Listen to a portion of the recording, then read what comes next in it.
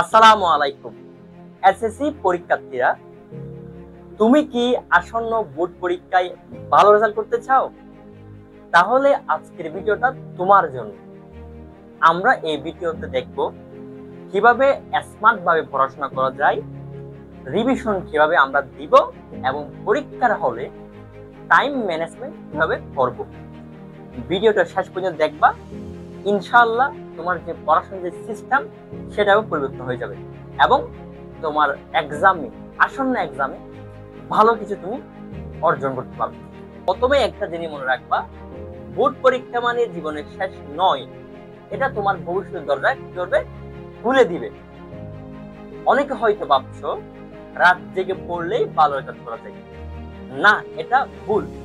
সফলতা আসে smart plan plus ধারাবাহিক চেষ্টা। তুমি হয়তো ভাবছো আমার তো সময় খুবই কম, এখন কিভাবে আমি করব? আচ্ছা, আমরা এমন কিছু প্ল্যান তোমাদের সাথে শেয়ার করব যেগুলো ফলো করলে তোমার অল্প সময়ের মধ্যে অনেক কিছু মনে রাখতে পারবা। প্রথম ধাপ হচ্ছে পড়ার রুটিন তৈরি করা। আমরা একদিনকে 3টা ভাগে ভাগ করব, সকাল, বিকাল, রাত। সকালে আমরা পড়ব যেহেতু সকালে ব্রেন ফ্রেশ থাকে, যেগুলো হালকা একটু কোডিং যেমন গণিত, পদার্থবিজ্ঞান। বিকালে আমরা পড়ব মাঝারি টাইপের সাবজেক্ট যেমন জীববিজ্ঞান, ইতিহাস। রাতে আমরা হালকা বিষয়গুলো পড়ব এবং রিভিশন। আমরা প্রায়োরিটি সেট করে পড়াশোনা করব। আমরা দেখব বিগত 5 বছরে কোন অধ্যায়গুলো থেকে বেশি প্রশ্ন এসেছে সেগুলো আগে পড়ে নিব।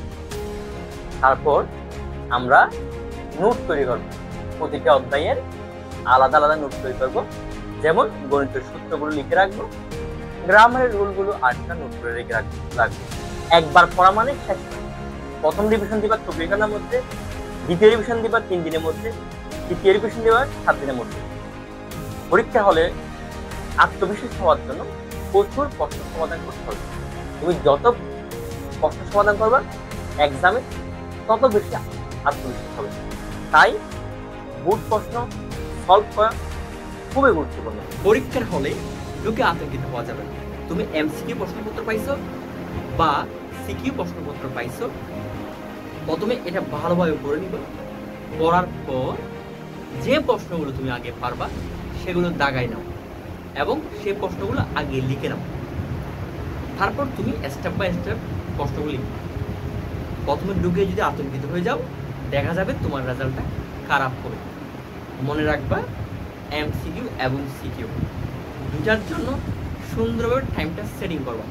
মনে করে একটা সিকিউর জন্য 20 মিনিট বা 21 মিনিট লাগতে পারে, তাহলে আমি প্রতিটা সিকিউর জন্য 21 মিনিট করে ব্যয় করবো। তুমি যদি একটার জন্য 40 মিনিট বা 15 মিনিট ব্যয় করে নাও, তাহলে দেখা যাবে আর পরীক্ষা শেষ হতে হতে তোমার একটা বা দুইটা সেশন লেখা নাও হতে পারে, যার কারণে তোমার রেজাল্ট খারাপ করবে। তাই টাইম ম্যানেজমেন্টটা খুবই গুরুত্বপূর্ণ। তো এসএসসি পরীক্ষার্থীরা, আশা করি আমার এই টিপসগুলো তোমাদের কাজে আসবে। মনে রেখো, তুমি পারবে।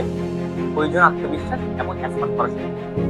ভিডিওটি যদি ভালো লেগে থাকে, লাইক, শেয়ার, সাবস্ক্রাইব এবং ফলো করতে ভুলবে না। কমেন্টে জানিয়ে দিবা তুমি কোন বিষয় সম্পর্কে শিখেছো। সবার জন্য রইল শুভকামনা। সবাইকে ধন্যবাদ।